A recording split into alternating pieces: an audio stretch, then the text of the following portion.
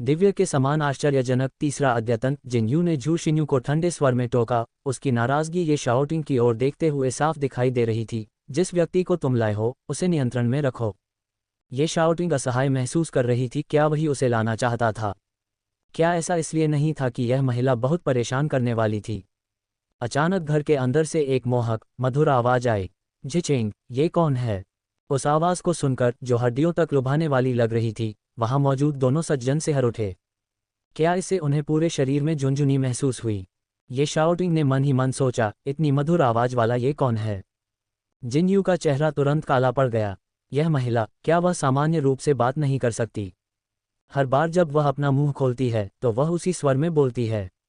वह जानता था कि यह महिला स्वाभाविक रूप से उपद्रवी है। झू शिन्यू को ऐसा लग रहा था जैसे वह किसी दुर्जय शत्रु का सामना कर रहा हो। व्यक्ति के आने से पहले ही आवाज सुनाई दे गई थी। इसमें कोई आश्चर्य नहीं कि भाई यू की सगाई इस महिला से हुई थी। वह ऐसे बोलती थी मानो उसने कोई कामोद्दीपक औषधि ले ली हो। स्वयं एक महिला होने के बावजूद झू शिन्यू अपने कानों को देखकर शर्माने से खुद को नहीं रोक सकी। एक आदमी कैसे विरोध कर सकता है? उसने अवचेतन रूप से जिनयू को देखा, फिर अपनी नजरें अपने बगल में खड़े ये शाउटिंग पर घुमा लीं। दोनों पुरुषों ने एक साथ निगल लिया। झू शिन्यू का चेहरा तुरंत काला पड़ गया। वे अपनी लार निगल रहे थे। बस एक बेशर्म बदचलन औरत।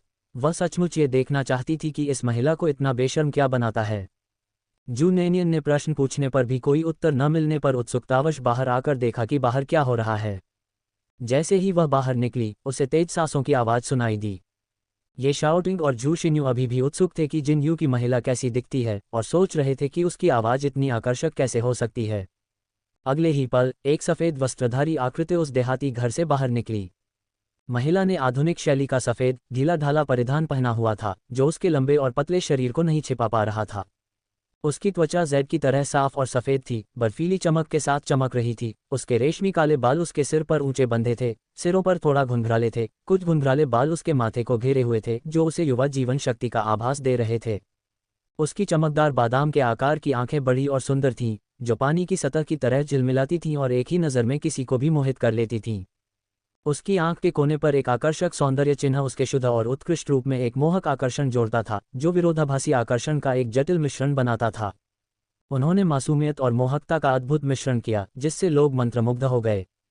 कितनी सुंदर महिला है! यदि ये शाओटिंग को अपने सामने खड़ी महिला का वर्णन करना होता तो वह केवल यही सोच पाता, चमकदार आंखें, चमकदार दांत, मानो कोई दिव्य प्राणी हो। ऐसी अद्वितीय सुंदरता, जो केवल चित्रों में ही देखी जा सकती है, वास्तविकता में कैसे हो सकती है? यहाँ तक कि झू शिन्यू भी जू नैनियन की दुर्लभ सुंदरता से चकित थी और अपनी यात्रा का उद्देश्य भूल गई। जिनयू, मुझे चुटकी काटो। ये शाउटिंग बोलते समय कई बार हकलाने के अलावा कुछ नहीं कर सका। अपने दादाजी को चुटकी काटो। जिनयू ने बिना किसी अच्छे मूड के ये शाउटिंग के सिर के पीछे थप्पड़ मारा। कुछ तो इज्जत रखो। उस थप्पड़ के साथ ये शाउटिंग और झू शिन्यू दोनों अपने होश में आ गए। तुम यहाँ क्या कर रहे हो? जिनयू को देखकर जू नैनियन ने सहज रूप से भौहें सिकोड़ लीं और अपने बगल में खड़े अन्य दो लोगों को पूरी तरह से अनदेखा कर दिया। महिला को आते देख जिनयू ने अपनी आंखें सिकोड़ लीं। उसकी जीभ उसके दांतों की जड़ों पर फिरने लगी।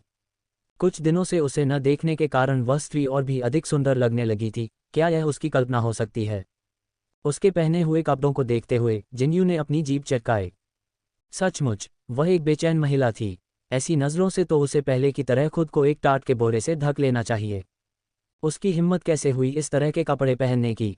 क्या वह नहीं जानती थी कि यह आसानी से गुंडों और बदमाशों को आकर्षित करेगा?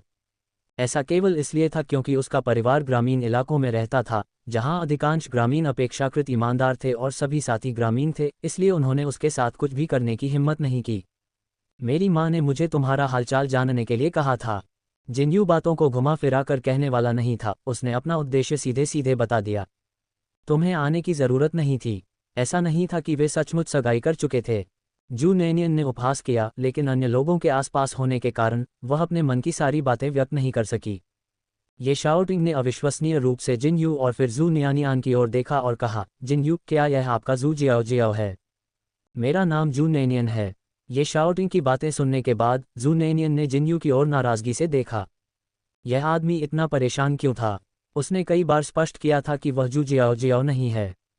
वह लोगों को बार बार यह क्यों बताता रहा कि उसका नाम जू जियाओ था? दुर्भाग्य से शू नैनियन की निगाहों में किसी भी प्रकार का भय नहीं था। उसकी बड़ी, स्पष्ट, चमकदार खुबानी जैसी आंखें पानी से भरी हुई थीं और पहली नज़र में वे आकर्षक लग रही थीं। जिनयू ने टस्क किया और अचानक उसे याद आया कि उसने उसे यह पहले भी बताया था। लेकिन जिनयू कौन था? वह ये कैसे स्वीकार कर सकता था कि उसे उसका नाम याद नहीं है? ऐसी बात स्वीकार करना बहुत शर्मनाक होगा। वह बस ठंडी सांस लेते हुए मुस्कुराया, इतनी नाजुक लग रही हो तो जू नैनियन कहलाने का क्या फ़ायदा है? जू जियाओ आपके लिए बेहतर है। उसे नरक में भेजो। जू नैनियन ने उसे घूर कर देखा। यदि उसका भाई उसके साथ खड़ा न होता तो वह ये शब्द उसके मुंह पर ही बोल देती। जब जिनयू और जू नैनियन आपस में झगड़ रहे थे तो दूसरों को ये छेड़खानी जैसा लग रहा था। ये शाओटिंग ने अजीब तरह से खांसते हुए कहा, जिनयू, क्या हम अंदर नहीं जा रहे हैं? अपने संयम को पुनः प्राप्त करते हुए जिनयू के होंठ मुड़ गए। बेशक, हम क्यों नहीं करेंगे? ऐसा कहकर उसने एक बूढ़े मालिक की तरह तिरस्कार के भाव से शू नैनियन की कलाई पकड़ ली और छाती को समेटे नैनियन परिवार के मुख्य कमरे में चला गया। ये शाओटिंग और जू जिनयू पीछे चल रहे थे।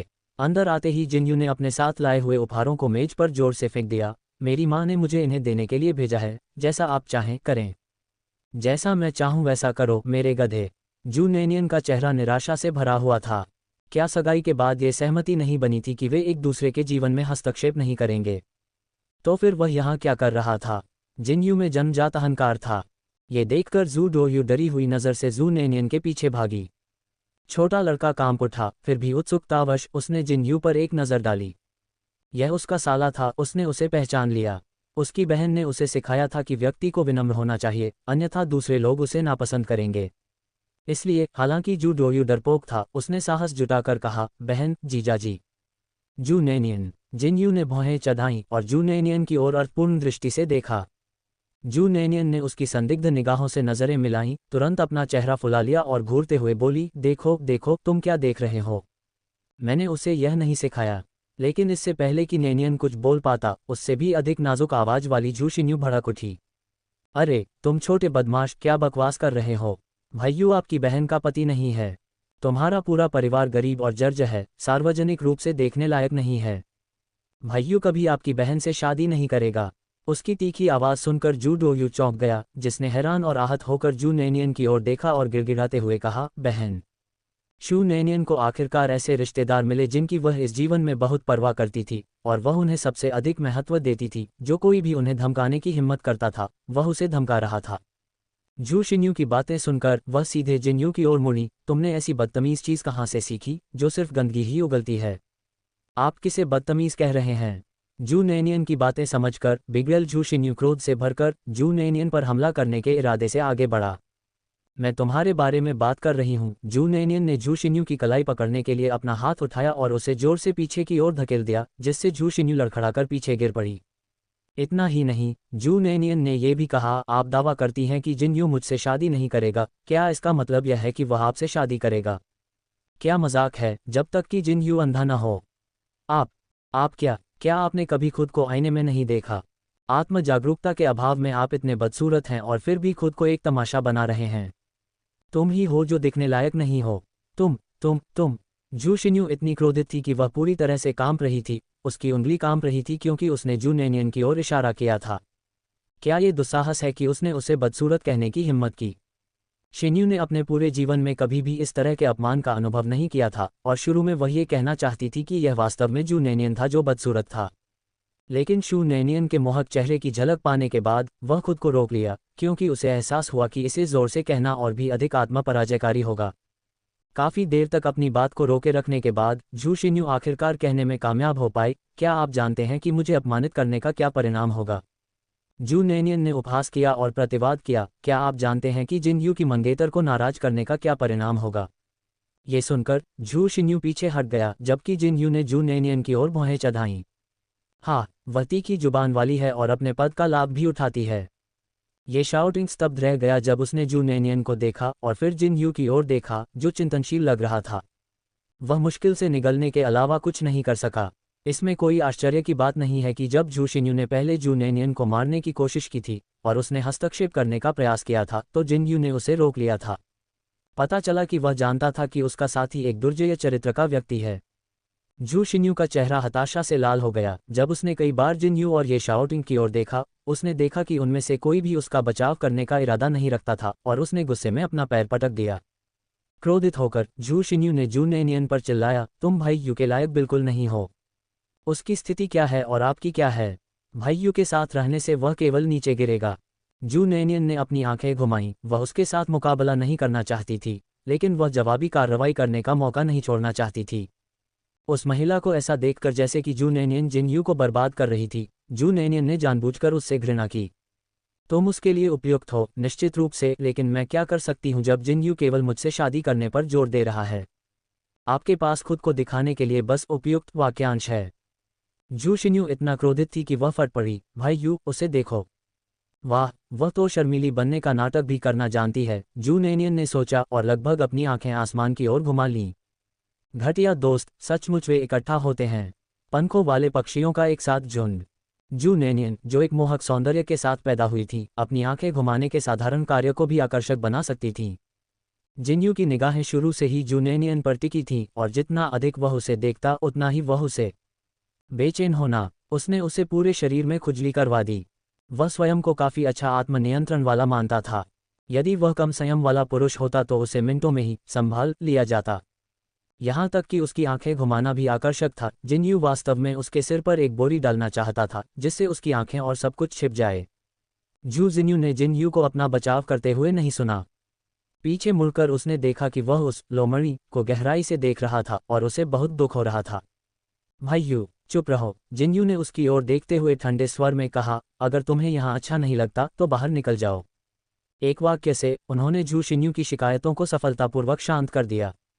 जिन्यू जानता था कि जू नेनियन एक अच्छा रसोइया है और चूंकि उसने सुबह कुछ नहीं खाया था, उसने कहा, जाओ जाओ जाओ और मेरे लिए कुछ खाने को बनाओ।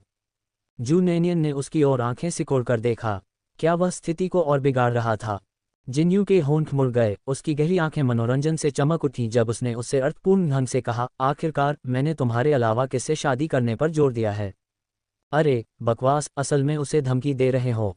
जू नेनियन ने अपने चेहरे पर मुस्कान बनाए रखी। कचरा, वह खाना चाहता था, है ना? वह ये सुनिश्चित करेगी कि उसे तृप्ति मिले। इससे पहले कि वह अपनी योजना को अमल में ला पाती, एक धीमी, मनोरंजक आवाज उसके कानों में पड़ी, तुम मेरे प्रभाव का इस्तेमाल दूसरों को धमकाने के लिए करती हो, आभारी होना मत भूलना। जू नेनियन, हाँ, वह इसे सहन करेगी। महिला को विशेष दर्जा प्राप्त था। अपने पिछले जीवन में संघर्ष करने के कारण जू नेनियन इस सिद्धांत को अच्छी तरह समझती थी कि शक्ति लोगों को कुचल सकती है। आज उसे अपमानित करने पर इस बात की कोई गारंटी नहीं थी कि वह महिला बदला नहीं लेगी। अपनी वर्तमान क्षमता के साथ उसे ढाल देने वाले कचरा जिन्यू के बिना वह वास्तव में दूसरे के प्रतिशोध का सामना करने में असमर्थ होगी। हाँ, आगे बहुत समय है। एक गर्व औरत का उल्लंघन करती है, ये शिकायत जू नेनियन अस्थिर नहीं छोड़ देंगे। अब वह अपने अहंकार को त्याग कर एक कदम पीछे हटेगी और बाद के लिए जाल बिछाएगी। पैसा कमाओ, पैसा कमाओ, पैसा कमाने के लिए कड़ी मेहनत करो। एक दिन जब वह इतनी अमीर हो जाएगी कि राष्ट्रों से प्रतिस्पर्धा कर सकेगी, तो वह निश्चित रूप से इस कूड़े को जमीन पर फेंक देगी और उसे रौंद डालेगी। जाल 3 और असहाय। जू नेनियन के पास रसोई में कुछ बनाने के लिए खुद को सौंपने के अलावा कोई विकल्प नहीं था। हालांकि वह वास्तव में जिन्यू को नापसंद करती थी, फिर भी वह खाना बर्बाद नहीं करना चाहती थी। सबसे महत्वपूर्ण बात यह थी कि जानवर ने उसे धमकी दी थी, इसलिए वह चाहकर भी भोजन के साथ छेड़छाड़ नहीं कर सकती थी। लेकिन उसकी और उसके बेवकूफ़ दोस्तों की उत्साहपूर्वक सेवा करना भी उसके एजेंडे में नहीं था। अंत में उसने 3 कटोरे आटे का सूप पकाया और उसे पहले से तैयार मक्खन की चटनी के साथ मिलाया। उसने ये भी नहीं पूछा कि क्या वे मसालेदार खाना खा सकते हैं। आटे की बूंदों के साथ मिश्रित लाल मक्खन सॉस को किसी अन्य मसाले की आवश्यकता नहीं थी, केवल कुछ हरे प्याज छिड़के गए। खाओ। मेज पर आटे के सूप से भरे 3 कटोरे रखे गए थे। मक्खन सॉस की अनोखी खुशबू हवा में फैल रही थी, जिससे 3 लोग, जिन्होंने नाश्ता नहीं किया था, अनजाने में अपनी लार निगल रहे थे। ये शाओटिंग ने जिन्यू को देखा, फिर जू नेनियन की ओर देखा और चिढ़ाते हुए कहा, भाभी, तो मैं औपचारिकता नहीं निभाऊंगा। ये कहकर उसने कटोरा उठाया और खाना शुरू कर दिया। ये शाओटिंग शर्मीली नहीं थी और जिन्यू को तो संयम बरतने की बात से भी कम परिचित था। केवल जू शिन्यू ही नहीं हिली, संयम के साथ वहीं बैठी रही। जू नेनियन ने भी उसकी परवाह नहीं की। जिन्यू ने पहले भी बटर सॉस मिश्रित चावल खाया था, लेकिन वह जू नेनियन का बटर सॉस बनाने का पहला प्रयास था, जो पूरी तरह से घटिया था। इस बार ये जू नेनियन का तीसरा प्रयोग था। यद्यपि यह अभी भी अंतरिक्ष के मानक पर खरा नहीं उतरा था, फिर भी इसका स्वाद पहले प्रयास से बिल्कुल अलग था। एक निवाले के बाद ही जिन्यू के चेहरे पर स्पष्ट रूप से बदलाव आ गया और फिर उसने जल्दी से अपने कटोरे में बचे आटे को खत्म कर दिया और फिर उसे जू नैनियन को देते हुए कहा, एक और कटोरा। उसके होंठ अभी भी तेल से चमक रहे थे। जिन्यू ठीक था, लेकिन ये शाओटिंग और भी अधिक अतिरंजित था। उसने कुछ ही देर में एक कटोरा खा लिया। भोजन की गर्मी से उसका चेहरा लाल हो गया। स्वादिष्ट, अविश्वसनीय रूप से स्वादिष्ट। एक कटोरा खत्म करने के बाद और इस डर से कि शू नैनियन उसे खाना जारी नहीं रखने देंगे, उसने जल्दी से अपना कटोरा आगे बढ़ा दिया। उसकी आंखें शू नैनियन से विनती कर रही थीं, भाभी, क्या मुझे एक और कटोरा मिल सकता है? जू नैनियन। अपने सामने रखे दो बड़े खाली कटोरे को देखकर जू नैनियन ने चुपचाप अपनी आंखें घुमाईं। उसने अपनी आंखें सीधे ये शाओटिंग की ओर घुमाईं और उस आकर्षक नज़र ने उसे वहीं पर स्तब्ध कर दिया, मानो उसे बिजली का झटका लगा हो। उसके हाथ में रखा कटोरा मेज पर पलट गया और 2-3 बार घूम गया। चौंक कर वह जल्दी से उसे उठाने के लिए नीचे झुका, जबकि जिन्यू ने भौहें चढ़ाईं और उसकी ओर देखा। एक पुरुष होने के नाते वह ये कैसे नहीं समझ सका कि ये शाओटिंग अचानक क्यों बेहोश हो गया। तस्क, यह महिला मधुमक्खियों और तितलियों को आकर्षित करती है, यहाँ तक कि अपने अच्छे भाई को भी बहकाती है। इधर आओ, मुझे तुमसे कुछ बात करनी है। जिन्यू बिना कुछ सोचे उठ खड़ा हुआ और जू नैनियन को बाहर की ओर खींच लिया। अरे अरे, तुम क्या कर रहे हो? जू नैनियन ने अनिच्छा से विरोध किया, लेकिन जिन्यू की पकड़ उसकी कलाई पर एक शिकंजा की तरह थी, दृढ़ और अडिग। जब वे दोनों चले गए तो जू शिन्यू ने अप्रसन्नता से नाक बांध सिकुड़ी। सुंदरता के चले जाने और दावत के अनिश्चित होने के कारण ये शाओटिंग अपनी नज़रें जू शिन्यू की ओर घुमाने से खुद को रोक नहीं सका। जू शिन्यू उसकी घूरती निगाहों से हैरान थी। तुम मुझे क्यों घूर रहे हो? उसका स्वर काफी दबंग था। ये शाओटिंग ने भारी स्वर में अपना गला साफ किया। वह, क्या तुम उसे खाने वाले हो? यदि नहीं, तो मुझे दे दो। जू शिन्यू को तब एहसास हुआ कि बातचीत शुरू करने का उसका इरादा उस टूटे हुए खाने के कटोरे को खाने का था। अपनी नाराजगी छुपाने में असमर्थ, उसने कहा, क्या ये सचमुच इतना स्वादिष्ट है? एक पाककला की उत्कृष्ट कृति, ये शाओटिंग ने ईमानदारी से पुष्टि की। मैंने अपने जीवन में इतना स्वादिष्ट कुछ भी नहीं खाया। जैसे ही मक्खन की चटनी गर्म सूप से मिली तो तुरंत ही एक समृद्ध सुगंध फैल गई। वह मसालेदार और सुन्न कर देने वाला स्वाद बिल्कुल वही था जो जू शिन्यू को पसंद था। नानचेन के लोग आमतौर पर मसालेदार भोजन का आनंद लेते थे। ये शाओटिंग ने इसे इस तरह रखा और इसकी समृद्ध सुगंध को सूंघने के बाद जू शिन्यू अपनी लार निगलने से खुद को रोक नहीं सकी। फिर भी उसने घमंड से कहा, नहीं, मैं देखना चाहती हूँ कि क्या ये सचमुच उतना ही स्वादिष्ट है जितना कि आपने और भाइयों ने इसे इतने चाव से खाया था। मुझे लगता है कि आप बहुत लंबे समय से सेना में हैं और आपको कोई भी घटिया चीज़ स्वादिष्ट लगती है। ये सुनकर ये शाओटिंग वास्तव में इस युवती को बाहर फेंकना चाहता था। इतने स्वादिष्ट भोजन के सामने दिखावा करना। खाना है तो खाओ, इतने बहाने क्यों ढूंढते हो? कहना एक बात और मतलब कुछ और। जू शिन्यू ने गलती खोजने का निश्चय कर लिया। उसने अपना नेक सिर नीचे किया और अपने चॉपस्टिक से आटे का एक टुकड़ा उठाया और उसे अपने मुंह में डाल लिया। एक ही निवाले के साथ जू शिन्यू तुरंत ही ठिठक गई। वह खुद को रोक नहीं पाए और दूसरा टुकड़ा लेने के लिए हाथ बढ़ाया। आटे की बूंद चबाने लायक और लचीली थी, लेकिन जो चीज़ उसे अलग बनाती थी वह थी उसके अंदर की सॉस। गोमा स्वादिष्ट और ताज़ा था, जिसमें सुन्न करने वाला और मसालेदार स्वाद भी था। एक ही निवाले के साथ समृद्ध और सुगंधित सूप उसके मुंह में गाढ़ा हो गया। सुन्न और मसालेदार स्वाद ने तुरंत उसकी स्वाद कलियों पर आक्रमण किया, उसकी जीभ पर नाचने लगा, जिससे वह अनियंत्रित रूप से कांपने लगी। इसके अलावा इसमें उसके पसंदीदा मशरूम भी थे। मशरूम बारीक कटे हुए थे और जू शिन्यू ये समझ नहीं पा रहे थे कि कैसे जू नैनियन ने उन्हें तीव्र सुन्न करने वाले और मसालेदार स्वादों के साथ मिलाकर उनका ताज़ा स्वाद बरकरार रखा। ये निवाला स्वाद का विस्फोट था, अत्यधिक स्वादिष्ट, सुन्न करने वाला और मसालेदार, इतना स्वादिष्ट कि जू शिन्यू की आंखों में आंसू आ गए।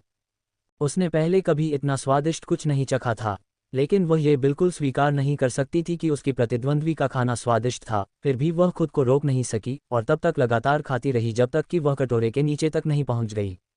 आमतौर पर थोड़ा सा खाने से ही उसका पेट भर जाता था, लेकिन आज जू शिन्यू ने न केवल खाना खत्म कर दिया था, बल्कि उसे पेट भरा हुआ भी महसूस नहीं हुआ था। स्वादिष्टता ने उसे लगभग कटोरा चाटने पर मजबूर कर दिया था। कोई चीज़ इतनी स्वादिष्ट कैसे हो सकती है? जिस क्षण से जू शिन्यू ने पहली बार उसे काटा, ये शाओटिंग उसे देख रहा था और जिन्यू की तरह जो टोही में उतना ही कुशल था, उसने भी तुरंत उसकी असलियत पहचान ली। जब वह खाना खा चुकी तो वह खुद को रोक नहीं सका और पूछा, कैसा है, स्वादिष्ट है न? कोई बात नहीं, डकार। मेरे ख्याल से एक लंबी डकार निकली, जिससे जू शिन्यू का चेहरा लाल हो गया और उसने गुस्से में ये शाओटिंग से कहा, इसका स्वाद बहुत बुरा था। मुझे नहीं पता कि आप इतना घटिया खाना कैसे खा सकते हैं। ओह सच में। ये शाओटिंग की आकर्षक आड़ू के फूल जैसी आंखें इशारा करते हुए उठीं जब उसने उसके खाली कटोरे पर नजर डाली। जैसे भी हो, आपने इसे पचा लिया, ये बिल्कुल वैसा ही है जैसा हमने किया था। उसके शब्दों में व्यंग्य सुनकर जू शिन्यू का चेहरा एक बार फिर लाल हो गया। हम तो क्या हुआ अगर वह सुंदर है और उसका खाना बेहतर स्वाद वाला है? यह कोई बड़ी बात नहीं है। भाइयू उसे कभी पसंद नहीं करेगा। दूसरी ओर जू नैनियन को जिनयू ने घर के पीछे खींच लिया। जू नैनियन के पिछवाड़े में एक जमीन का टुकड़ा था जहां उसने चाइव्स अखरोट के पौधे लगाए थे। काफी समय से उन पर नजर न डालने के कारण अब उसे पता चला कि चाइव्स काफी लंबे हो गए थे। अरे तुम किस बारे में बात करना चाहते हो? क्या अब तुम मुझे छोड़ सकते हो? उसकी पकड़ से उसका हाथ दुख रहा था। वह दुष्ट जानवर जो औरतों के साथ नरमी से पेश आना नहीं जानता, वह इतना कठोर क्यों है? जिनयू ने मुड़कर उसका सामना किया। उसके हाथ उसके कूल्हों पर थे और उसकी संकीर्ण फीनिक्स आंखें थोड़ी सी सिकुड़ी हुई थीं क्योंकि वह जू नैनियन की जांच कर रहा था। वह नहीं जानता था कि यह महिला किस नस्ल की है। उसकी त्वचा कोमल टोफू की तरह पीली और मुलायम थी, और ऐसा लगता था कि जैसे चुटकी भर में ही उसमें से पानी निकल आएगा। ये याद करते हुए कि कैसे ये शाउटिंग उसे घूरते हुए खो गया था, जिनयू ने कहा, जू जियाओ जियाओ, अगली बार जब आप बाहर जाएं तो अपने चेहरे पर एक बोरी लपेट लें। जू नैनियन, एक बोरी? उसने तो उसे अपने चेहरे पर बोरी लपेटने को कहा था। क्या ये कोई मजाक है? मैं आपकी बात क्यों सुनूं? जू नैनियन और अधिक सहन न कर सकी। उसने अपनी मुट्ठी भींच ली और उसकी ओर देखा। उसकी आंखें सुंदर थीं, जो चमकीले और पानीदार खुबानी के दानों की तरह चमक रही थीं और चुनौतीपूर्ण लग रही थीं, जिससे एक मनमोहक प्रभाव पड़ रहा था। जिनयू ने बस उसकी ओर देखा और उसका दिल बेचैनी से जलने लगा। जू जियाओ जियाओ, क्या तुम्हें जहर दिया गया है या कुछ और, जो तुमने अपनी आंखों में कामोद्दीपक दवा डाल ली है? कामोद्दीपक? जू नैनियन एक क्षण के लिए रुकी और अगले ही पल वह तुरंत उसका आशय समझ गई, खासकर तब जब उसकी निगाहें इतनी स्पष्ट थीं। जितना अधिक आप छिपाते हैं उतना अधिक आप प्रकट करते हैं। भाग 2। इससे पहले कि उसे विकृत होने के लिए उसे शाप देने का मौका मिलता, उसकी ठुड्डी अचानक उठ गई। जिनयू ने उसकी ठुड्डी पर चुटकी काटी, जिससे उसे अपना सिर ऊपर उठाने पर मजबूर होना पड़ा। तुम क्या देख रहे हो? उसने भारी आवाज में पूछा। उसकी आकर्षक आवाज पहले से अधिक गहरी और मोहक थी। जिनयू ने उसकी ठोड़ी पर चुटकी इसलिए दबाई थी क्योंकि वह नहीं चाहता था कि वह उसके उस हिस्से को घूरती रहे, लेकिन इस चुटकी ने स्थिति को और बदतर बना दिया। जू जियाओ जियाओ की त्वचा वास्तव में टोफू से भी अधिक मुलायम थी। नाजुक और कोमल स्पर्श से उसकी उंगलियां तुरंत गर्म हो गईं, और अगर उसे यकीन न होता कि वह अंधा नहीं है तो शायद उसे लगता कि वह उसके किसी और कोमल अंग को छू रहा है। जिनयू लगभग अपना आपा खो बैठा और उसने अपना हाथ इतनी तेजी से वापस खींच लिया मानो वह कोई गर्म आलू हो। वह भी एक कदम पीछे हट गया, अभी भी अजीब तरह से खड़ा था। जू नैनियन ने उसे ठंडेपन से देखा। जानवर? पहली बार जिनयू ने उस बयान का खंडन नहीं किया। जू नैनियन की ओर देखने के लिए अपना सिर नीचे करते हुए उसने बेहद असहजता से कहा, अगली बार अपना व्यवहार ठीक रखना और उन जगहों पर मत घूरना जहां तुम्हें नहीं घूरना चाहिए। जू नैनियन, हे! उस व्यंग्यात्मक हे ने जिनयू को चिढ़कर गाली देने पर मजबूर कर दिया, और उसने शू नैनियन से कठोरता से कहा, तुम हे किस लिए कर रहे हो? अगली बार जब तुम बाहर जाओ तो अपने आप को एक बोरे से ढक लो। आप बीमार हो। जू नैनियन को संदेह हुआ कि जिनयू ने गलत दवा ले ली है और वह ये कहने से खुद को नहीं रोक सका, अरे जानवर, क्या तुम भूल गए हो कि हम केवल रिश्तेदार होने का नाटक कर रहे हैं और हम एक दूसरे के काम में हस्तक्षेप न करने पर सहमत हुए हैं? जिनयू को पता था कि वे केवल रिश्तेदार होने का दिखावा कर रहे थे। यदि वे वास्तव में सगाई कर लेते तो परेशानी होती। यहाँ तक कि उसके आत्मसंयम वाले व्यक्ति को भी किसी भी क्षण प्रलोभन दिया जा सकता है। दूसरों की तो बात ही छोड़ दीजिए, वह ऐसी स्त्री को अपनी पत्नी नहीं बनाना चाहता था जो मधुमक्खियों को शहद की तरह मुसीबतों को आकर्षित करती हो। इसके अलावा उसे अभी भी उस महिला से शादी करनी थी जिसके साथ उसने अन्याय किया था। उसके पास उससे निपटने के लिए और भी कम समय था। लेकिन धिक्कार है, जैसे ही उसने उसकी ओर देखा उसका दिल सचमुच धड़कना बंद हो गया। वैसे भी बेहतर होगा कि जब आप बाहर जाएं तो एक बोरा पहन लें, जिनयू ने गंभीरता से कहा। जू नैनियन ने गहरी सांस ली और इस जानवर को और भी स्पष्ट करने का फैसला किया कि वे केवल रिश्तेदार होने का दिखावा कर रहे थे। इसलिए उसने उसकी ओर एक कदम बढ़ाया और जिनयू को ऐसा महसूस हुआ कि वह एक महान प्रतिद्वंद्वी का सामना कर रहा है, इसलिए उसने तुरंत एक कदम पीछे हट लिया। बस वहीं खड़े रहो, हिलना मत। उसकी आवाज़ पहले से भी ज्यादा भारी और बेहद मोहक थी। उनकी गहरी चुंबकीय आवाज़ पुरुष हार्मोनों के आकर्षण से भरी हुई थी। जू नैनियन को अचानक कुछ एहसास हुआ और उसके और भी अजीब रुख को देखकर उसका चेहरा तुरंत काला पड़ गया और उसके दांत भींच गए। जानवर, कचरा। उसने देखा था कि जब उसने उसके साथ जबरदस्ती की थी तो वह वास्तव में खुद नहीं था, अन्यथा वह उसे पहचानने में विफल नहीं होता। लेकिन आज सहित कई अन्य अवसरों पर उनकी अश्लील प्रतिक्रियाओं के बारे में क्या। अब और सहन न कर पाने और अधिक धैर्य की आवश्यकता न होने के कारण जू नेनियन ने अपनी मुट्ठी कसकर बंद की और उसे उसके तीखे चेहरे पर मारा। जिन यू ने, जो वह है, आश्चर्यजनक गति से प्रतिक्रिया व्यक्त की। यद्यपि वह जानबूझकर शू नेनियन की निगाहों से बचता रहा, फिर भी वह समय रहते उसके हमले को रोकने में कामयाब रहा। उसी समय एक अनैच्छिक शारीरिक प्रतिक्रिया के कारण उसने जू नेनियन के हाथों को उसकी पीठ के पीछे दबा दिया। जू नेनियन को अचानक ऐसा महसूस हुआ जैसे वह उसके आलिंगन में फंस गई हो, उसकी पीठ उसकी छाती से सटी हुई थी। इतनी जल्दी पकड़े जाने पर जू नेनियन गुस्से से बोला, जिन यू, मुझे जाने दो। जिन यू ने उसे विशुद्ध रूप से एक प्रतिवर्त के रूप में पकड़ लिया था। जू नेनियन के शरीर से एक हल्की सी गंध आ रही थी। जिस क्षण वह उसकी बाहों में थी, सुगंध ने उसे प्रभावित किया और जू नेनियन के संघर्ष के साथ उसने अनजाने में उसकी पतली कमर को गले लगा लिया। ये जिन यू के लिए इच्छाशक्ति की सबसे कठिन परीक्षा से कम नहीं था। उसकी मुलायम कमर पतली और सपाट थी, मुश्किल से पकड़ने लायक। उस सूक्ष्म, लगभग अगोचर शरीर की खुशबू के साथ जिन यू मदद नहीं कर सका, लेकिन विचलित हो गया क्योंकि जू नेनियन संघर्ष कर रही थी। उसकी पीठ उसकी छाती के खिलाफ आगे और पीछे रगड़ रही थी। जिन यू ने गुस्से में कहा, जू जियाओ जियाओ, इसे रोको, मुझसे मत रगड़ो। शायद यह इसलिए था क्योंकि वह कई बार उसके साथ हुई मुठभेड़ों में पराजित हो चुकी थी, इसलिए जू नेनियन में अचानक विद्रोही प्रवृत्ति विकसित हो गई थी। उसने उसे मना किया, फिर भी वह ऐसा करने पर अड़ी रही। पहले तो यह एक छोटा सा संघर्ष था, अब उसका पूरा अस्तित्व संघर्ष कर रहा था। मुझे तुरंत जाने दो। बोलते हुए वह जिन यू की लोहे की पकड़ से मुक्त होने के लिए संघर्ष करती रही। इस समय जू नेनियन को यह एहसास नहीं था कि वह जिन यू की नसों को छेड़ रही थी। जिन यू की गहरी आंखें सिकुड़ गईं। यह महिला न केवल रुकी, बल्कि लगातार उत्पात मचाती रही। जिन यू क्रोधित हो गया और उसने जू नेनियन को खींचकर दीवार से सटा दिया। एक बार और हिलने की कोशिश करो, मैं तुम्हें चुनौती देता हूं। उत्तेजित व्यक्ति का सुंदर चेहरा काला पड़ गया तथा उसके पूरे शरीर से एक भयावह आभा निकल रही थी।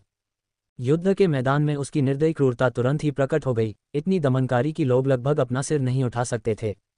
ये चेहरा उस बदमाश चेहरे से बिल्कुल अलग था जिसे जू नेनियन आमतौर पर देखता था। ये पहली बार था जब जू नेनियन ने जिन यू के आतंक को इतनी गहराई से महसूस किया था। बस एक पल के लिए उसे कोई संदेह नहीं था कि जिन यू एक सेकंड में उसकी गर्दन तोड़ सकता है। अपनी जान को खतरे में देखकर वह घबरा गई और उसकी ओर देखते हुए निगलने से खुद को नहीं रोक सकी। उसकी आंखें देखने में सुंदर और प्यारी थीं, यहाँ तक कि जब वह घूरती थी तो भी लोगों को वह प्यारा लगता था, और जब वह उन्हें दयनीय दृष्टि से देखती थी तो भी लोग उसे पसंद नहीं करते थे। जब उसने गीली आंखों से जिन यू को देखा तो उसकी काली और सफ़ेद आंखों में स्पष्ट अंतर नमी से चमक उठा, जिससे उसके मन में दया की गहरी भावना जागृत हुई। जिन यू ने उसकी आंखों में चिंता और पीड़ा देखी और अनजाने में उसके कंधों पर से अपनी पकड़ ढीली कर दी। उसकी भयावह उपस्थिति एक पल में गायब हो गई। ऐसी नाजुक महिला का सामना करते हुए जिन यू को अचानक ऐसा महसूस हुआ कि वह एक बदमाश, एक असभ्य प्रकार का बूढ़ा गुंडा था। असहज महसूस करते हुए उसने अपना पैर हटा लिया जो उसके घुटने पर दबा हुआ था और अपनी आवाज़ धीमी कर ली। वह उसे ठीक से समझाना चाहता था कि वह वास्तव में उसके साथ कुछ नहीं करने वाला था। कुछ सेकंड तक हिचकिचाने के बाद उसने अचानक कहा, चिंता मत करो, मुझे तुम में कोई दिलचस्पी नहीं है। जू नेनियन ने कुछ नहीं कहा, उसकी निगाहें अनायास ही नीचे झुक गईं। ऐसी निगाहों से घूरे जाने पर जिन यू के कान गर्म हो गए और उसने फिर से उसकी गर्दन पकड़ने से पहले मन ही मन गाली दी और कुछ हद तक उन्मत्त होकर कहा, जू जियाओ जियाओ, तुम मेरी सीमाओं का परीक्षण कर रही हो। अब जबकि जिन यू सामान्य हो गई थी, जू नेनियन उतनी डरी हुई नहीं थी, लेकिन वह अभी भी डरी हुई थी। वह सीधे टकराव में उसका मुकाबला नहीं कर सकती थी, और यदि बात लाभ उठाने की भी आती तो वह केवल पृष्ठभूमि का काम ही कर सकती थी। फलस्वरूप उसने विनम्रतापूर्वक उत्तर दिया, ओह। उसकी आवाज़ धीमी और कमज़ोर लग रही थी और उसकी दुखी नज़र के साथ वह दयनीय लग रही थी, चाहे कोई उसे किसी भी नज़र से देखे। जिन यू का हाथ अभी भी उसकी गर्दन पर था। जब उसने नीचे देखा तो उनकी आंखें मिल गईं। उसकी हिरनी जैसी आंखें पानी से भरी और विनती भरी, किसी घायल छोटे जानवर जैसी लग रही थीं। उसकी पलकें हल्की सी कांपने लगीं, जिससे उसकी सूरत बहुत दयनीय हो गई। जिन यू अचानक इसे बर्दाश्त नहीं कर सका और उसे जाने दिया। उसकी आंखें झपक रही थीं। अरे, वहाँ इतनी नाजुक महिला क्यों थी जो देखने में ऐसी लग रही थी जैसे छूने पर टूट जाएगी, मानो चीनी मिट्टी की गुड़िया हो।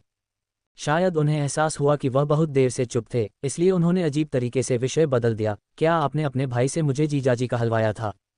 अब जब उसकी जान को कोई खतरा नहीं रहा तो जू नेनियन ने राहत की सांस ली। उसकी हथेली की गर्माहट उसकी गर्दन पर महसूस हो रही थी, जिससे उसकी गर्दन गर्म हो रही थी। यह उसकी मृत्यु का भय था। नहीं, उन्होंने तुम्हें खुद ही ऐसा कहा है। चिंता मत करो, मैं हमेशा के लिए तुम्हारे साथ उलझने की योजना नहीं बना रहा हूँ। हम 1 साल इंतजार किए बिना जल्द ही सगाई रद्द कर सकते हैं। ये सबसे अच्छा है, जिनयू ने कहा। बातचीत समाप्त होने के बाद जिनयू का अब और अधिक रुकने का कोई इरादा नहीं था। वह ये शाओटिंग को बुलाने के लिए कमरे में वापस गया और जाने के लिए तैयार हो गया। एक आंखों का कांटा दूसरा अद्यतन ये शाओटिंग जाने के लिए काफ़ी अनिच्छुक लग रहा था, क्योंकि वह नूडल पकौड़ी का एक और कटोरा लेना चाहता था। लेकिन जिनयू की ठंडी निगाहों के सामने उसने अपनी राय व्यक्त करने की हिम्मत नहीं की। जू शिन्यू जिनयू के जल्दी से चले जाने का इंतजार नहीं कर सका और बाकी सभी से भी तेज भागा। जिनयू यहाँ तक गाड़ी चलाकर आया था और गांव के कई लोगों ने उसे देखा था। खेतों में काम करते हुए यान कुई हुआ और जू जिकियांग को दूसरों से इसकी जानकारी मिली और जब तक वे घर वापस पहुंचे तब तक आगंतुक जा चुके थे।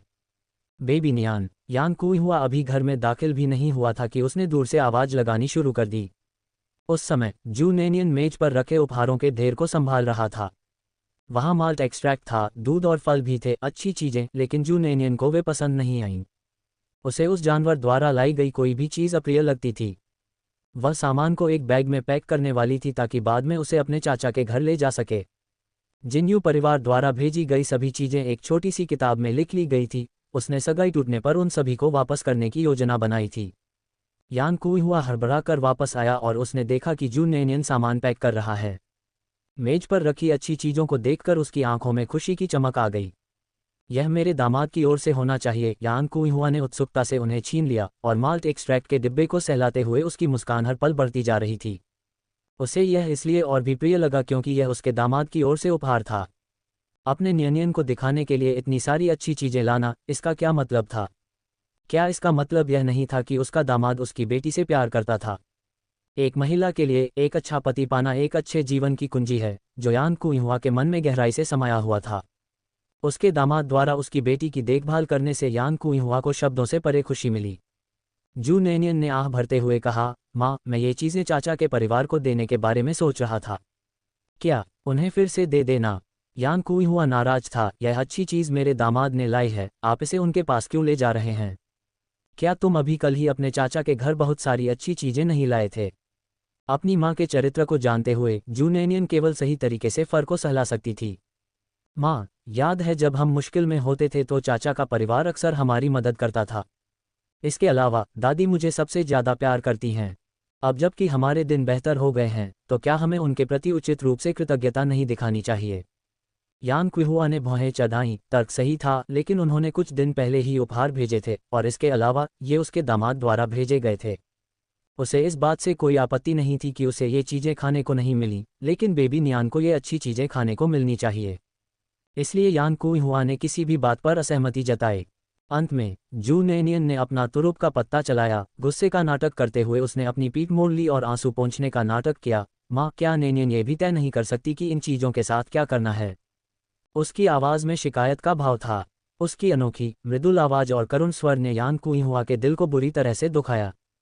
एक छोटा सा उपहार तो छोड़िए, जरूरत पड़ने पर वह स्वेच्छा से अपनी जान भी दे देगी। दे दो, दे दो, दे दो, माँ इन्हें नहीं रखेगी। बेबी नियान, रो मत, इससे मेरा दिल टूट जाता है। तभी जू नेनियन मुस्कुराए और यान कुई हुआ को कसकर गले लगाने लगी। माँ, आप बहुत अच्छी हैं।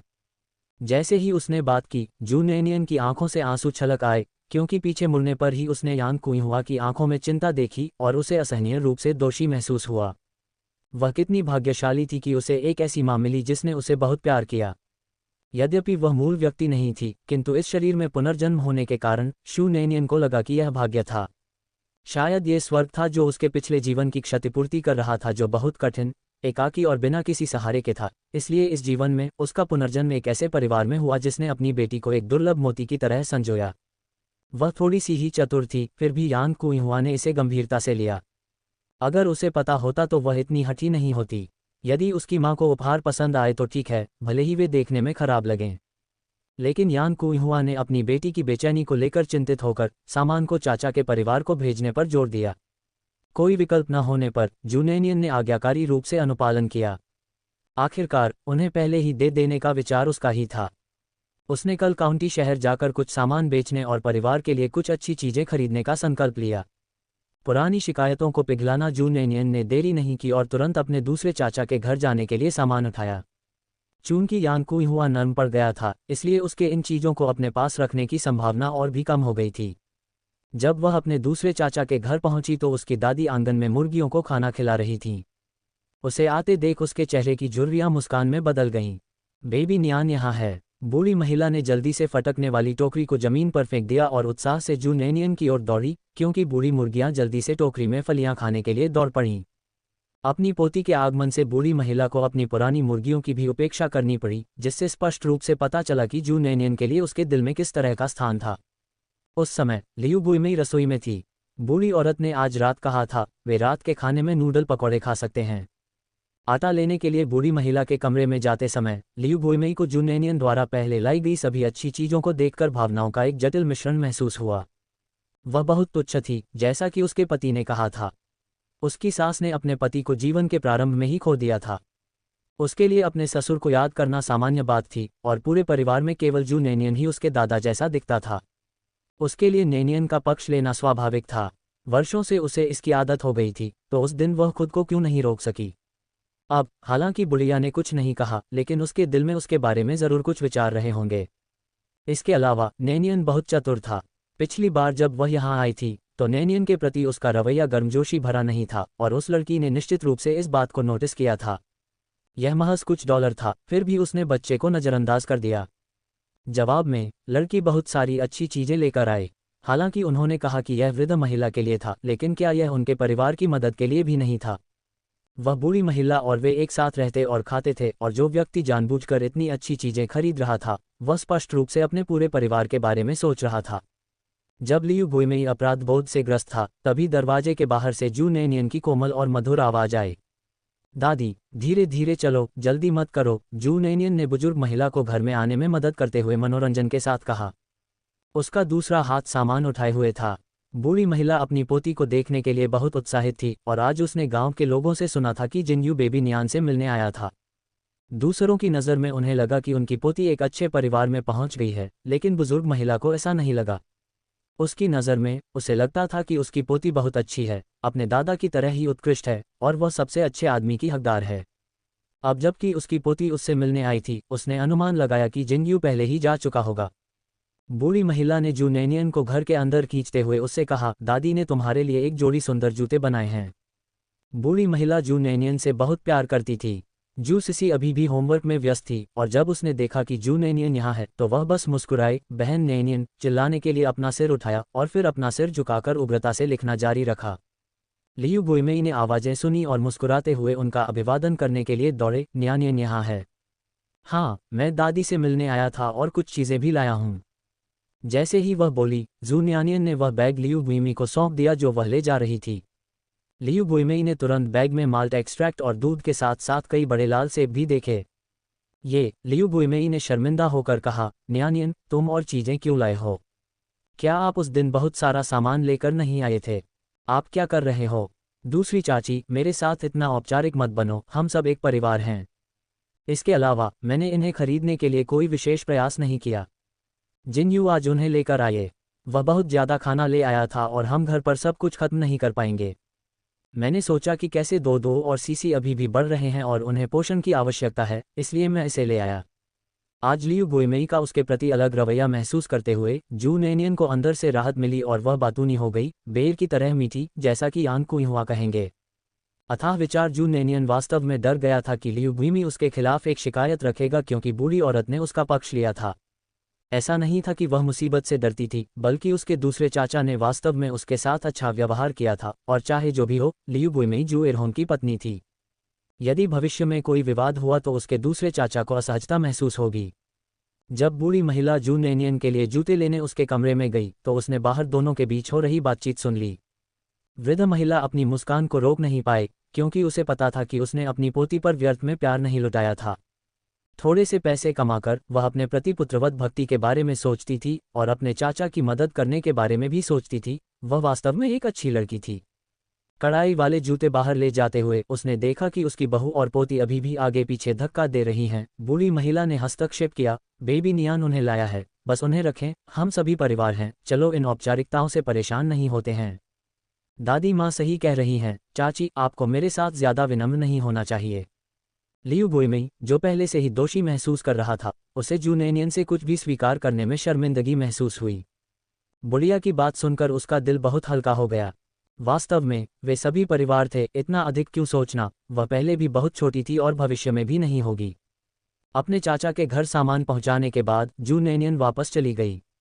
जू अहोन खेतों से लौटा और जब उसने अपनी माँ से सुना कि उसकी भतीजी बहुत सारी अच्छी चीजें लेकर आई है, तो वह इतना भावुक हो गया कि उसकी आंखें लाल हो गईं। बूढ़ी महिला ने उसे समझाया, देखो तुम्हारी भतीजी तुम्हारे लिए कितनी पुत्रवत है, तुम्हारी माँ की नज़रें कितनी तेज हैं। हमारे जू परिवार में बेबी नियान सबसे ज्यादा आशाजनक है, तुम्हें अब से बेबी नियान के साथ दोगुना अच्छा व्यवहार करना चाहिए। ओह, जू अहोन ने गला रुंधते हुए कहा, मैंने हमेशा नेनियन को अपनी बेटी की तरह माना है। जू सिसी, जो अपना होमवर्क कर रही थी, ने ये सुना और मुस्कुराते हुए ऊपर देखा, पिताजी आपकी अपनी बेटी यहीं है। इससे पहले कि जू अहोन जवाब दे पाता, बूढ़ी औरत ने कहा, तुम छोटे काले कोयले के गोले, अपनी बेटी का कोई फायदा नहीं है। तुम्हारे पिता भविष्य में तुम पर भरोसा नहीं कर सकते। अगर तुम परिवार पर निर्भर हुए बिना शादी कर सको तो ये तुम्हारे दादाजी के स्वर्ग से तुम्हें आशीर्वाद देने जैसा होगा। जू सिसी, यान कुई हुआ आंगन में कपड़े धो रहा था, फिर भी उसे थोड़ी नाराजगी महसूस हो रही थी। लेकिन वह नहीं चाहती थी कि उसकी बेटी परेशान हो। ये जानते हुए कि यान कुहुआ अपने दिल में अनिच्छुक थी, जू नेनियन ने उस शाम उसे खुश करने के लिए व्यंजनों की एक बड़ी मेज तैयार की। पिछवाड़े में चाइव्स काफ़ी मात्रा में उगे हुए थे, इसलिए उसने अंडे के पैनकेक बनाने के लिए कुछ चाइव्स एकत्र किए। उसने मक्खन सॉस के साथ मसालेदार उबली हुई मछली, 2 बार पकाया हुआ सुअर का मांस और ठंडे मिश्रित शाकाहारी नूडल्स भी बनाए। व्यंजनों की संख्या बहुत अधिक नहीं थी, लेकिन प्रत्येक व्यंजन का भाग काफ़ी उदार था। एक शेफ के रूप में जू नेनियन की पाक कला कौशल स्वाभाविक रूप से उल्लेखनीय थी, और साथ ही धारा के पानी द्वारा फिल्टर की गई अशुद्धियों के कारण स्वाद दूसरे स्तर पर पहुंच गया। परिवार ने तब तक खाया जब तक उनके चेहरे पर चमक नहीं आ गई और पेट फूल नहीं गया। जू नेनियन की मीठी बातों से यान कुई हुआ पूरी तरह से मंत्रमुग्ध हो गई और अब उसे इस बात से कोई आपत्ति नहीं रही कि उसकी बेटी जिन्यू के उपहारों को जू एरहोन के घर ले गई थी। तारांकन, उस शाम किंगशान गांव से लौटते हुए ये शाओटिंग जिन्यू के घर पर रुके और जिन्यू के साथ एक कमरा साझा किया, लेकिन उसे सोने के लिए फर्श पर गिरा दिया गया। जिन्यू के घर में अतिथि कक्ष थे, लेकिन ये शाओटिंग अतिथि कक्ष में नहीं गया और बेशर्मी से जिन्यू के कमरे में चला गया, क्योंकि स्वाभाविक रूप से उसे उससे कुछ पूछना था। जू नेनियन से मिलने से पहले ये शाओटिंग ने सोचा कि जिन्यू ने जो कुछ भी कहा वह बकवास था। आखिरकार जू शिन्यू अन्य बातों की परवाह किए बिना शैक्षिकी पृष्ठभूमि और उपस्थिति के मामले में शीर्ष पर थी। फिर भी जिन्यू ने दावा किया था कि जू नेनियन को मोमबत्ती नहीं पकड़ा सका। पहले तो उन्हें इस बात पर विश्वास नहीं हुआ, लेकिन शू नेनियन से मिलने के बाद उन्हें विश्वास हो गया। ये केवल उत्कृष्टता की बात नहीं थी, वह एक असाधारण सुंदरी थी। वह न केवल सुंदर थी, बल्कि उसका खाना भी अविश्वसनीय रूप से स्वादिष्ट था। सेना में सिपाही होने के नाते वह एक वरिष्ठ अधिकारी थे, जिन्होंने जीवन में कठिनाइयां देखी थीं और अच्छी चीज़ों का स्वाद चखा था, लेकिन उन्होंने कभी इतना स्वादिष्ट कुछ नहीं खाया था। यदि जिन्यू उसका भाई न होता तो वह सचमुच उसे अपने लिए ले लेना चाहता। जू नेनियन को पहली बार याद करने पर यह शाओटिंग असीम भावनाओं से भर गया। जिन्यू ने अपने दोनों हाथों से अपने तकिए को सहारा देते हुए ये शाओटिंग की बातें सुनने के बाद उसकी ओर देखा, और शाओटिंग के प्रेम में डूबे भाव को देखकर उसने मन ही मन उपहास किया। उसने क्या कहा था, वह औरत मुसीबत के अलावा कुछ नहीं थी। शाओटिंग को वह पहली नज़र में ही पसंद आ गई थी, और यह संभवतः उसका भाई था। अगर वह तुम्हें पसंद है तो थोड़ी देर में उसके पीछे चले जाओ, जिन्यू ने मुस्कुराते हुए कहा। ये शाओटिंग काप की तरह उछलकर जिन्यू के बिस्तर पर लुढ़क गया। तुम क्या कह रहे हो लड़के, वह आपकी लड़की है, क्या मैं इतना नीचे गिरने वाला व्यक्ति दिखता हूँ? जिन्यू के लेपल्स को पकड़ते हुए शाओटिंग के चेहरे पर स्पष्ट क्रोध था, ये सोचकर कि जिन्यू उसका मजाक उड़ा रहा है। वह किसी से भी बेहतर इस सिद्धांत को समझता था कि मित्रों की पत्नियों का प्रवेश वर्जित है। जिन्यू ने अपना पैर उठाया, जिसका उद्देश्य उस आदमी को बिस्तर से नीचे गिराना था, लेकिन सौभाग्य से शाओटिंग इतना तेज तर्रार था कि उसने उसे चकमा दे दिया। तुम मुझे क्यों लात मार रहे हो? धीरे धीरे और जानबूझकर उठते हुए जिन्यू ने शाओटिंग के गुस्से वाले चेहरे से मुलाकात की और कहा, मैं उसके साथ एक नकली शादी में हूँ। शाओटिंग हैरान था, नकली शादी? क्या तुम मजाक कर रहे हो? इस प्रकार जिन्यू ने ये शाओटिंग को जू नेनियन के साथ आयोजित बैठक प्रक्रिया के बारे में बताया। सुनने के बाद शाओटिंग ने अविश्वास का चेहरा बना लिया, तो आप ऐसी असाधारण महिला के प्रति उदासीन हैं और इस बनावटीपन को वास्तविक में बदलने की कोई योजना नहीं है? कोई योजना नहीं है, जिन्यू ने हताश होकर कहा। केवल एक मूर्ख ही ऐसी स्त्री से विवाह करेगा जो स्थिर नहीं रह सकती। शाओटिंग ने आश्चर्य से जिनयू को देखा, फिर अचानक आगे बढ़ी, जिनयू के कंधों को पकड़ लिया और उसे हिलाया। मुझे बताओ, तुम्हें पुरुषों में कोई दिलचस्पी नहीं है? जिनयू ने अपना माथा रगड़ा, अपना पैर उठाया और अंततः रक्षाहीन शाओटिंग को फर्श पर गिराने में कामयाब हो गया। उन्होंने स्पष्ट शब्दों में कहा, मैं एक महिला से विवाह करना चाहता हूँ। जमीन पर लात मारे जाने से अविचलित शाओटिंग ने जिनयू के अधीर चेहरे की ओर देखा और एक निराशाजनक नज़र से कहा, आप जू नेनियन जैसी महिला में रुचि नहीं रखते हैं, फिर आप किससे शादी करना चाहते हैं? एक स्वर्गीय अमर से? ये दिखावे की बात नहीं है, जिनयू ने बिस्तर पर गिरते हुए कहा। यह जिम्मेदारी का मामला है। जिम्मेदारी का मुद्दा? शाओटिंग आश्चर्यचकित था। क्या आपने जीवन भर के लिए किसी दूसरी औरत के साथ रहने का वादा किया है? जिनयू ने शाओटिंग को उस महिला के बारे में बताने की योजना नहीं बनाई थी जिसे उसने एक मिशन के दौरान जबरदस्ती अपने साथ ले लिया था। उन्होंने बस इतना कहा, मैं उसके अलावा किसी और से शादी नहीं करूंगा। तस्क तस्क तस्क, शाओटिंग ने अपना सिर हिलाया। मैं भी आपकी ही टीम में रहा हूं। हम साथ साथ पले बड़े हैं और 1 महीने पहले तक आपकी नज़र में सभी महिलाएं तुच्छ थीं। अब आप मुझे बता रहे हैं कि आपके पास एक महिला है जिससे आप शादी करना चाहते हैं। शाओटिंग स्पष्ट रूप से इस पर विश्वास करने के लिए तैयार नहीं था, लेकिन जिनयू के पास उससे झूठ बोलने का कोई कारण नहीं था। इसके अलावा जिनयू को इतना घमंड था कि वह झूठ नहीं बोल सकता था, वह उसे कैसे धोखा दे सकता था। कुछ सोचने के बाद शाओटिंग वास्तव में ये समझ नहीं पाया कि जिनयू किसी अन्य महिला के प्रति इतना समर्पित कैसे हो सकता है, यहाँ तक कि वह जू नेनियन जैसी किसी को भी पूर्ण नहीं मानता। उत्सुकतावश उसने पूछा, आप किस महिला से विवाह करना चाहते हैं? वह कैसी है? इस प्रश्न ने वास्तव में जिनयू को परेशान कर दिया था। उस जगह के बारे में सोचते हुए जहां से वह महिला आई थी और आसपास के गांवों की आमतौर पर काली त्वचा वाली महिलाओं के बारे में सोचते हुए उसने मन ही मन उसकी कल्पना की और कहा, गोल चेहरा, गेहुआ रंग, लिटों में बंधे बाल। शाओटिंग को संदेह था कि उसने सही सुना है। गोल चेहरा, गेहुआ रंग, लद्दार बाल। यह एक गांव की लड़की की हुबहू प्रतिकृति थी। चाहे आप इसे कैसे भी देखें, इसकी तुलना जू नेनियन जैसी आकर्षक लड़की से नहीं की जा सकती, है न? जिनयू एक गोल चेहरे वाली लड़की के लिए इतनी सुंदरता को त्याग रहा था। भगवान, उसके भाई का स्वाद सचमुच अनोखा था। इतने लंबे समय तक वृद्ध भिक्षु के रूप में रहने के बाद पहाड़ से नीचे उतरते ही उन्हें एक गांव की लड़की से प्रेम हो गया। ये शाओटिंग स्थिति को समझना जारी रखना चाहता था, जैसे कि उसकी पसंदीदा गोल चेहरे वाली लड़की किस तरह की व्यक्ति थी। लेकिन जिनयू अब उसे जवाब देने की योजना नहीं बना रहा था। या तो लाइट बंद कर दो और सो जाओ या फिर यहाँ से निकल जाओ, ये शाओटिंग के बोलने से पहले ही उसने कहा। जब आप किसी और की छत के नीचे होते हैं तो आपको अपना सिर झुकाना पड़ता है। ये शाओटिंग ने चुप होकर सोने का फैसला किया। आधी रात को जिनयू को एक सपना आया। सपने में दिन की घटनाएं घटित हुईं। वह शू जियाओ जियाओ के परिवार के पिछवाड़े में उसके साथ था। लेकिन अचानक उसने अपनी आंखें खोलीं और जोर से चिल्लाने लगी, जिनयू, नरक में जाओ। आवाज़ बहुत तेज थी और जिनयू चौंककर जाग गया। उसका चेहरा पसीने से लथपथ था और घने अंधेरे में उसकी आंखें बाज की तरह तेज थीं। ये शाओटिंग उसकी अचानक हरकत से जाग गई और ज़मीन से उसकी ओर देखा। तुम्हें क्या हुआ है? कुछ नहीं, वापस सो जाओ। जिनयू की आवाज़ भारी थी। ये शाओटिंग ने घुरघुराहट की और वापस सो गया। जिनयू ने सपने में आए दृश्य के बारे में सोचते हुए अपना सिर नीचे कर लिया और अपनी कनपटियों पर मालिश की जो दर्द से दर्द कर रही थीं। अरे, वह औरत जहरीली होगी। स्नान करने के बाद जिनयू ने दर्पण में अपना कठोर चेहरा देखा, अपनी लंबी उंगलियों को मोड़ा और उन्हें दर्पण पर दबाया। ऐसा प्रतीत हुआ कि उसे उस महिला से दूरी बनाए रखने की आवश्यकता थी। यदि वह संपर्क में रहता तो कोई नहीं कह सकता था कि वह कब नियंत्रण खो देगा। उनकी कुछ मुलाकातें कभी भी सही नहीं लगीं। यदि पहले किसी भी महिला में उसकी रुचि नहीं होती तो उसे अपने आप पर बदमाश होने का संदेह होता। बेशक जू नेनियन को पता नहीं था कि जिनयू क्या सोच रहा था।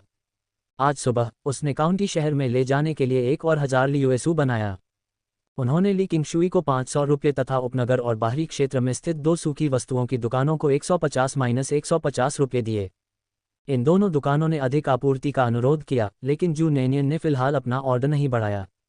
शेष 200 रुपये अपनी पीठ पर लादकर जू नेनियन अन्य 2 नाश्ते की दुकानों पर चली गईं। ये 2 नाश्ते की दुकानें ऐसी थीं जो इंतजार करना चाहती थीं और अगली आपूर्ति बुक नहीं करवाई थी। जब वह पहली बार दक्षिणी उपनगर में नाश्ते की दुकान पर पहुंची तो जू नेनियन तुरंत अंदर नहीं गई, बल्कि कुछ देर तक बाहर का निरीक्षण करती रही। कई लोगों को अंदर आते और फिर खाली हाथ जाते देख जू नेनियन ने अपनी भौहें उठाईं।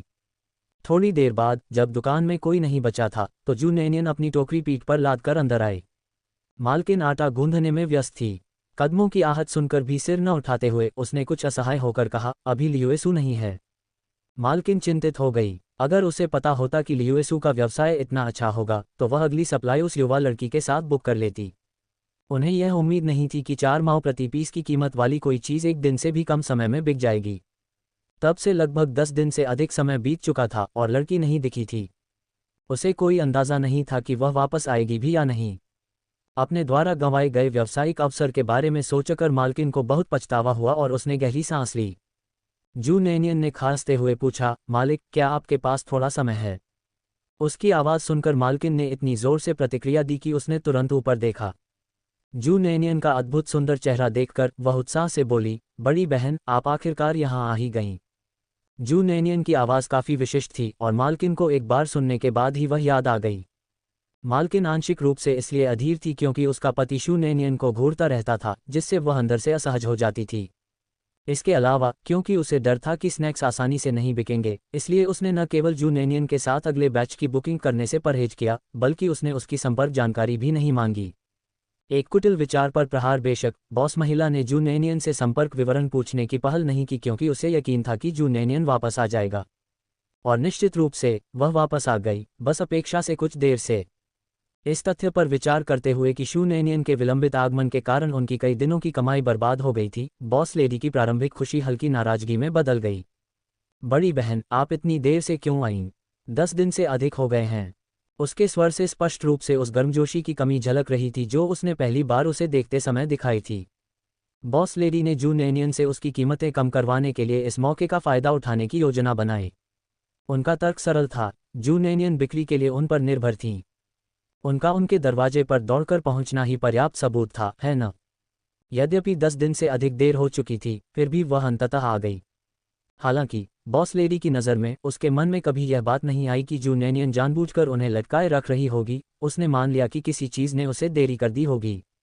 अपने पिछले जीवन में जू नैनियन ने व्यापार में उतार चढ़ाव का अनुभव किया था। यदि वह अपनी बॉस लेडी के ऐसे स्पष्ट संकेतों को नहीं पढ़ सकती थी तो वह इतनी सफलता कैसे प्राप्त कर सकती थी? एक उलझन भरे भाव के साथ जू नैनियन ने बॉस महिला की स्पष्ट अनिच्छा के बारे में अनभिज्ञता जताते हुए जिज्ञासा से पूछा, ओह बड़ी बहन, मुझे याद है कि आपकी दुकान ने मुझसे दोबारा ऑर्डर नहीं किया है ना? निहितार्थ स्पष्ट था, 10 दिन से अधिक देरी से पहुंचने का विचार कहाँ से आया? कुछ देर के लिए बॉस लेडी के पास बोलने के लिए शब्द नहीं थे। जू नैनियन को उसकी देरी के लिए फटकार लगाने की उसकी कोशिशें, जिसका इस्तेमाल वह कम कीमत पर बातचीत करने के लिए करना चाहती थी, उसके गले में अटक गईं। जब कोई अपने इरादे खुलकर व्यक्त करता है तो उसे सबसे अधिक सहजता महसूस होती है। ये देखकर कि शू नैनियन ने अपने ही शब्दों को पलट दिया था, उसने पीछे आ रहे शू जिकियांग की ओर देखा, जो अपनी पीठ पर एक टोकरी लिए हुए था, जो भारी बोझ से लदी हुई लग रही थी। बॉस लेडी ने अनुमान लगाया कि वे वास्तव में सामान देने आए थे। उसने एक मुद्रा के साथ शुरुआत की, तो बड़ी बहन, अब आप यहाँ क्या लेकर आई हैं? जू जिकियांग के पीछे टोकरी पर बॉस महिला की निगाह को देखते हुए जू नैनियन ने मुस्कुराते हुए जवाब दिया, बड़ी बहन, क्या हमने कुछ समय पहले आपकी दुकान की आपूर्ति नहीं की थी? चूंकि पिछले कुछ दिनों में मेरे पास कुछ खाली समय था, इसलिए मैंने सोचा कि मैं आकर हालचाल पूछ लूं। चीज़ों की जांच करने। बॉस लेडी ने जू नैनियन की तरफ देखा, आखिर किस चीज़ की जांच करने? स्वाभाविक रूप से यह इस बारे में है कि हमारे परिवार का सामान कैसे बिक रहा है। जू नैनियन ने कहा, बड़ी बहन, क्या आप मुझे बता सकती हैं कि पिछली बार हमने आपको जो 100 यूएसयू दिए थे उन्हें बेचने में कितने दिन लगे थे? ये सुनकर बॉस महिला को डर लगा कि अगर उसने स्वीकार किया कि वे जल्दी बिक गए तो जू नैनियन कीमतें बढ़ा देगा। तो उसने झूठ बोला। खैर, ये ठीक था, हमारी बंद से बेहतर बिका, 4 दिनों में खत्म हो गया। उस चीज़ का स्वाद तो लाजवाब है, लेकिन कीमत सचमुच थोड़ी ज़्यादा है। यह इतना महंगा है कि बहुत से लोग जो इसे खाना चाहते हैं वे इसे खरीद नहीं पाते। जू नैनियन को बॉस लेडी के इरादों के बारे में पूरी जानकारी थी। आंतरिक रूप से प्रसन्न होकर वह ये जान लेती थी कि उत्पाद अच्छी तरह बिक रहे हैं या नहीं, केवल बॉस लेडी की उसे देखकर की गई प्रारंभिक उत्तेजना से। लेकिन उसने उसे उजागर नहीं किया, इसके बजाय उसने चिंतित होने का नाटक किया। ऐसा क्यों होगा?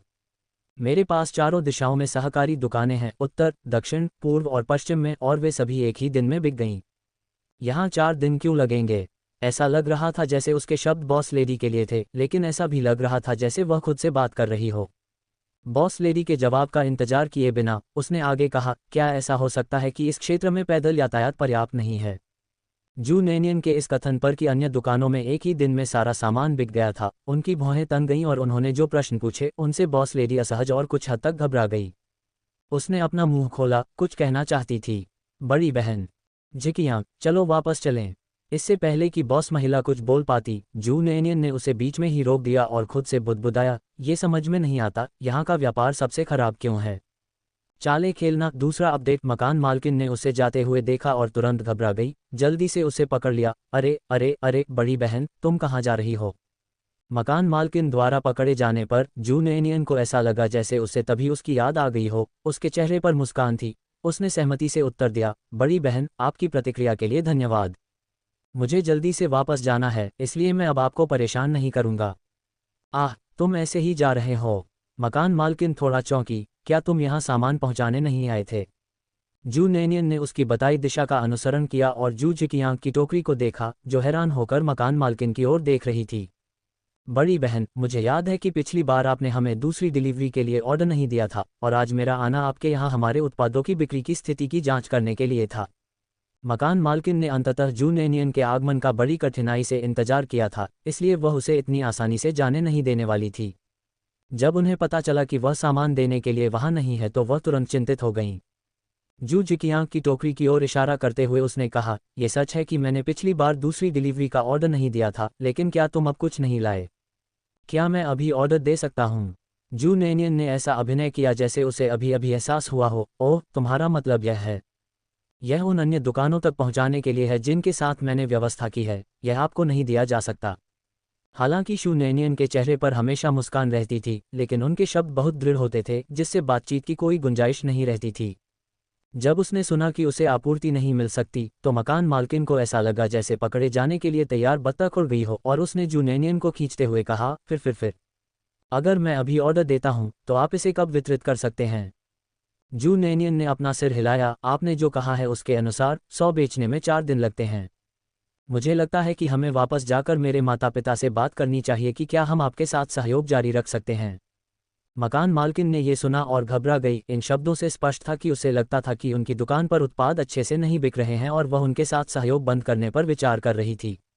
इस पर बाद में चर्चा करने की बात करते हुए उन्होंने कहा कि जब लोग चले जाएंगे तो वह उन्हें कहाँ ढूंढेगी। लियू यूसू वास्तव में अच्छी बिक्री कर रही थी। वह एक दिन में 100 बेच सकती थी। प्रत्येक की लागत 3 जियाओ थी और उसने उन्हें 4 जियाओ में बेच दिया, जिससे उसे प्रतिदिन 10 युआन की कमाई हुई। कारखाने में एक कपड़ा मजदूर को केवल 30 युआन प्रति माह मिलता था और वह 3 दिनों में 1 महीने का वेतन कमा सकती थी, ऐसा कुछ जिसकी वह सपने में भी कल्पना नहीं कर सकती थी जब वह नाश्ता बेचती थी। इस अच्छे अवसर के नष्ट हो जाने के भय से उसके पास अनिच्छापूर्वक सच्चाई बताने के अलावा कोई विकल्प नहीं था।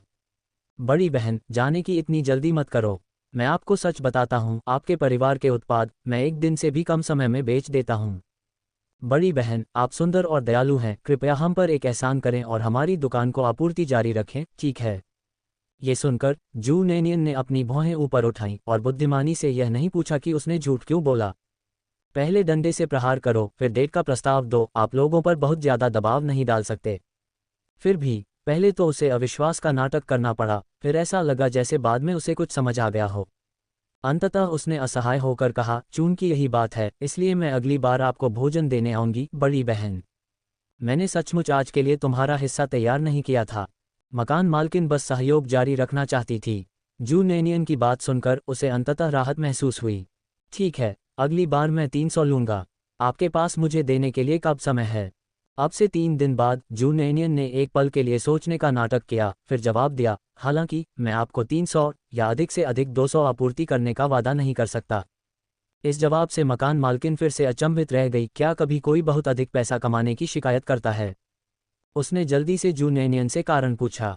जू नेनियन ने जानबूझकर उसे चिढ़ाते हुए संकेत दिया कि अन्य दुकानें भी उत्सुकता से सामान का इंतजार कर रही हैं। मकान मालकिन के पास कोई विकल्प न होने के कारण उसे अंततः सहमत होना पड़ा। आखिरकार वह आपूर्तिकर्ता थी। जू नेनियन ने इस तरह से व्यवहार किया क्योंकि वह नहीं चाहती थी कि ये सहकारी दुकानें उसे बहुत अधिक सम्मान दें, क्योंकि उनका मानना था कि इनके बिना उसके पास बेचने के लिए कोई जगह नहीं होगी। लेकिन शुई जैसे सीधे सादे लोगों के साथ वह इन घुमावदार तरीकों का सहारा नहीं लेगी। लेकिन जो लोग गणना कर रहे थे उनके साथ दिमागी खेल खेलने में उन्हें कोई आपत्ति नहीं थी। व्यापार की कला 3 और स्टोव मालिक की दुकान छोड़ने के बाद जू जिकियांग ने उस सवाल को आवाज़ दी जो उसके दिमाग में था। बहन, क्या हम यहाँ सामान सप्लाई करने नहीं आए थे? फिर हमने क्यों नहीं बेचा?